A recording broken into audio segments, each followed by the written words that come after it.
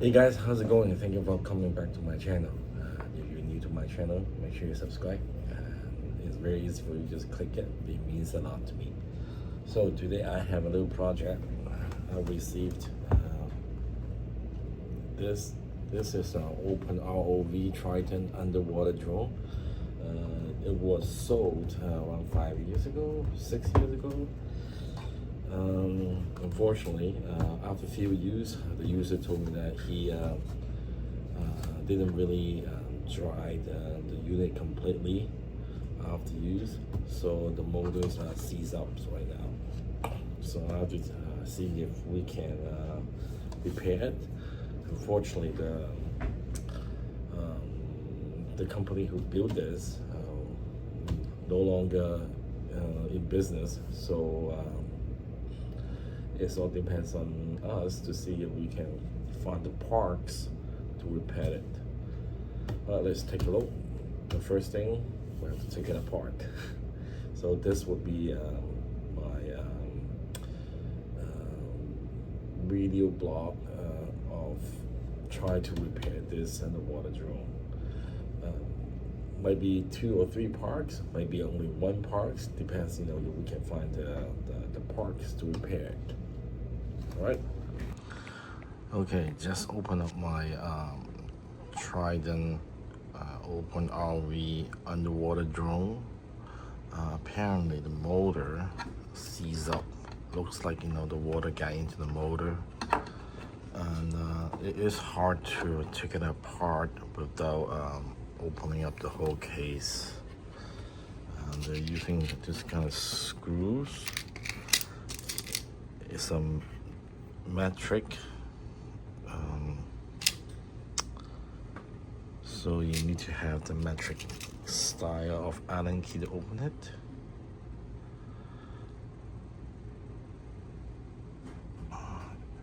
So my drones, everything seems to be working. The camera's working, and this motor works. Doesn't look like any water condensation inside the circuit board, so it looks like it's just the motor. I don't know where I can get the motor replacement, but now I can take it apart, so it is a good start. So to take the motor out, I had to unscrew all the tiny little one from the bottom. You don't have to unscrew this one and this one and this too. You can just leave them alone and break the seal. And there's a little ring here, you have to take it off in order to open it. Once it's open, you can take the motor out just like me. So I still need to unscrew this little tiny circuit board off to take the motor off. Maybe I don't have to. Let's check it out. You need to take a video of this part to make sure that I know which wire goes back to which spot before I take this off. So there's another metric screw smaller than this one, the one to secure the top and bottom shell of this drone. So I have to find another Allen key to deal with this. So I took it off, and you can see it very corroded and down to the circuit board. So maybe I need to clean it off a little bit. I know the power is not going through here, so not to worry, it's all going through here. So let's see, maybe I turn it on and then see if there's any power coming out of this little hole, and that way I know if the circuit board is actually fried or not, right? So you can see, once I attach to the tether, the lights turn on. That's a good sign. That means that there's no problem with the circuit board. And you see this light on.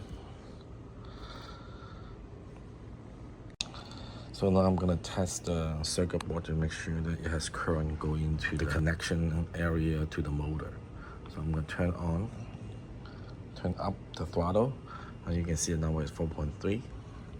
Okay, we'll turn it down, and the number should change to 8.3. So there should be no problem at that spot, luckily. All right, let's move on to the next challenge, which is ordering the parts or find the parts on the internet. All right, I find the motors on AliExpress. It is selling for 394 Canadian. It's not too bad. So far, it's the only place I can find. I can't find it on Amazon.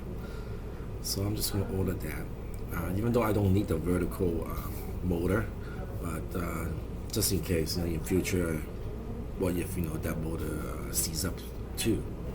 So if it's all successful, next video is gonna be showing you guys the motor is working happily, and you'll be a successful video. But what if when I put it on, your motor doesn't work, so that would be a failure video. But no matter what, it's gonna be a very interesting experience to repair something like that. So make sure that you stay tuned and subscribe, and then you can find out what's happening next time. Thank you.